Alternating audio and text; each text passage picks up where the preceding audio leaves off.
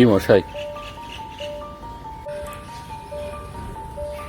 এই ভর দুপুরে কানাভূতের রহস্য উদ্ঘাটন করতে এসছেন? ভূত বলে কিছু হয় না। এই রিসেন্টলি মার্ডারটা হলো, তার ব্যাপারে একটু স্টাডি করতে এসেছি। আফটার অল আমি একজন জার্নালিস্ট।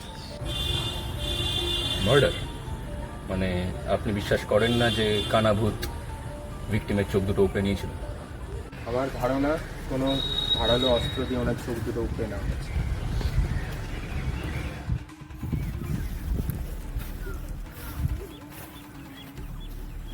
হয়তো ধারালো কিছু নয়, কোনো জ্বলন্ত অস্ত্র দিয়ে চোখ দুটো উপড়ে নেওয়া হয়েছে। এটা আপনি কি বলছেন? আমি কিছু বুঝতে পারছি না। থাক, বাদ দিন। আমার কাছে কিন্তু এর থেকেও একটা ইন্টারেস্টিং কেস রহস্যজনক। আপনি কি শুনতে ইচ্ছুক? কি কেস?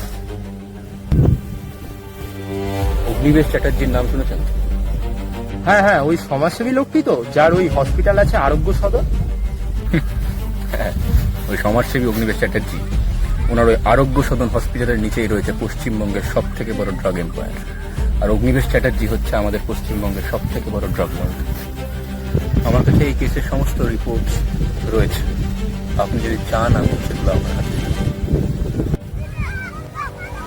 তাহলে আপনার কাছে এত ডিটেলস এলো কি করে? কারণ আমিও আপনারই মতো একজন জার্নালিস্ট।